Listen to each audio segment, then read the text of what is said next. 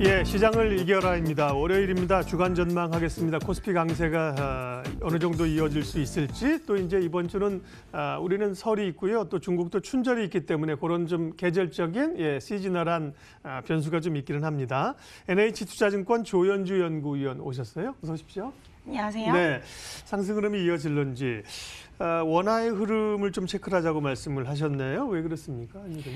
네, 일단은 최근에 이제 미국 외 지역의 경기가 좀 개선되고 있고요. 네. 미중 무역 분쟁 1차 합의 이후에 원화가 좀 강세를 보이고 있는 상황입니다. 그래서 이런 원달러 환율에 대한 질문이 굉장히 많은데요.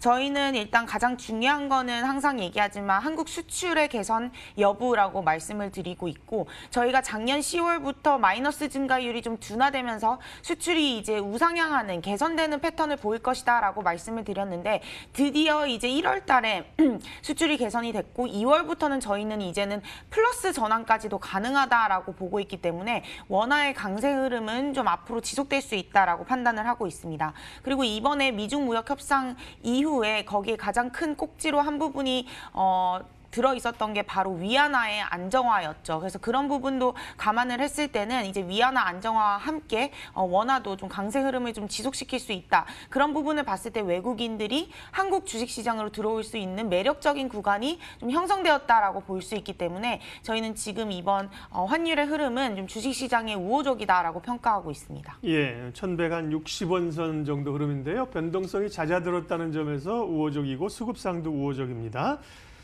지금 이제 연초에 그 약간 노이즈를 딛고 나서 주가가 상승하고 있는데 1월 말 2월 초를 지나면서 다음 달 초가 되면 조금 변동성이 생길 수 있다는 이야기들이 있다고 해요. 그 이유는 무엇입니까?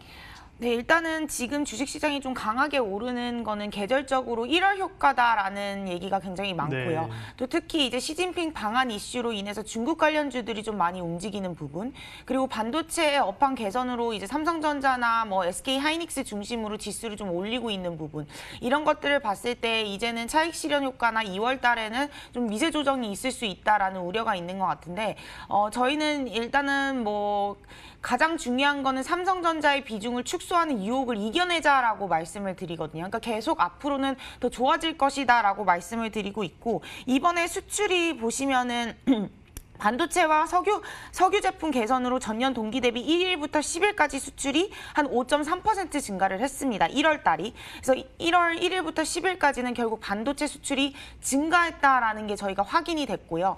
1월, 2월까지는 계속해서 이 반도체 수출은 더 개선될 수 있다라는 부분을 봤을 때 삼성전자는 여기서 추가 밸류에이션 모멘텀 확장이 가능하다라고 판단하고 있습니다. 네.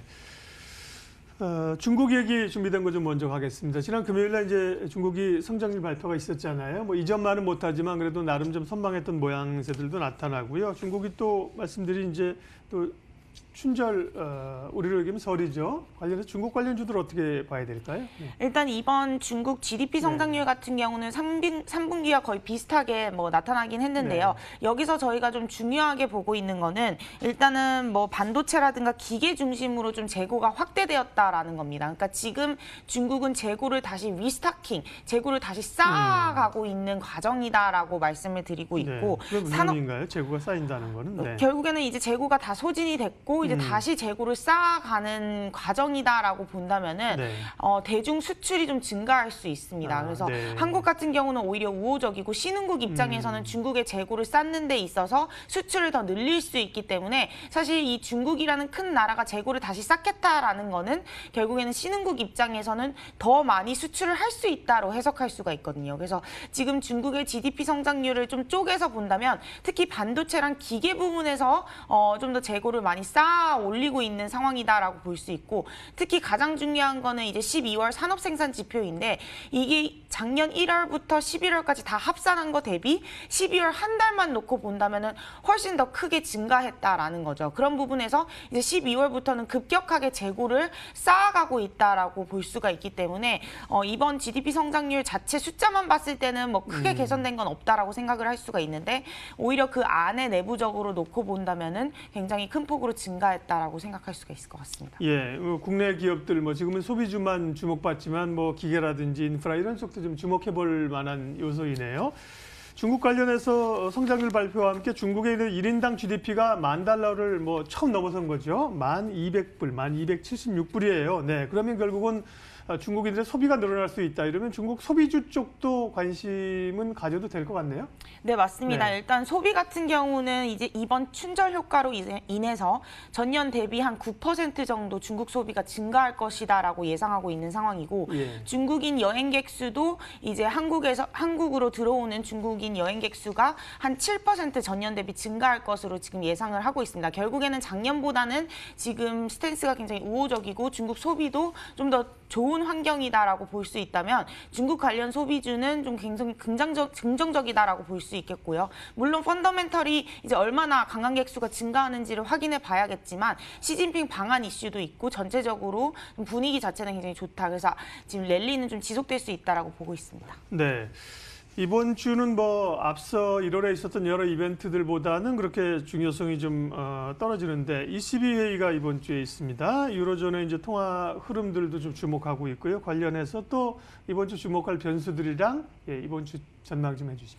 네, 일단 뭐 ECB 같은 경우는 좀 우려하는 부분이 독일의 경기 지표가 좀 개선되고 있는 모습, 네. 그리고 미중 무역 협상이 합의되면서 이제 완화적 스탠스를 추가적으로 내기는 어렵지 않을까라는 우려가 있는데 사실 물가 지표라든가 뭐 GDP 지표 같은 거는 아직은 부진합니다. 그리고 PMI가 아직까지 유로존은 50 밑으로 있기 때문에 완화적 스탠스를 좀 크게 바꿀 것 같지는 않고요. 저희는 추가적인 재정 정책을 기다리는 상황 정도다라고 좀 생각하시면 될 것 같고 전체적으로 설 연휴 이후에는 좀 증시에는 계속해서 좀 강세 랠리를 이어갈 수 있다라고 저희는 보고 있고 만약에 1월을 효과로 인해서 2월 달에 미세 조정이 있을 시에는 오히려 매수하는 전략을 추천을 드리고 있습니다. 그래서 저희는 상반기까지는 지수의 랠리가 크게 변화되지 않는 추세적 상승을 이어갈 것이다라고 보고 있고 그 밑바탕에는 아까 말씀드린 대로 수출, 한국의 수출이 2월부터 플러스로 전환하는 부분 그리고 한국 기업들의 실적이 전년 대비 기저효과로 개선되는 부분 이런 펀더멘털 요인들을 봤을 때는 지수가 내려갈 만한 요소는 크게 없다라고 생각을 하고 있습니다. 그래서 전략 같은 경우는 반도체 계속해서 저희는 가져가자라고 말씀을 드리고 있고 범중국 관련 소비주 계절적으로 그리고 지금 시즌에서는 굉장히 긍정적인 요소들이 많다라는 게 부분에서 이제 탑픽이고요. 그 외에는 이제 2차 전지라든가 IT 설비 투자 그리고 건설 자동차 정도를 저희는 추천드리고 있습니다. 네, 시장을 이겨라. 또 남은 1월 이번 주 주간 증시 전망했습니다. NH투자증권 조현주 연구위원 함께했죠. 고맙습니다. 네, 코스피는 2265까지 올라와 있고요. 코스닥은 오늘 조금 오락가락합니다. 지금은 다시 강보합권으로 1포인트 정도 상승세를 보이고 있네요. 출발 마켓온 오늘 순서는 여기까지 하겠습니다. 오늘도 성공 투자하십시오. 고맙습니다.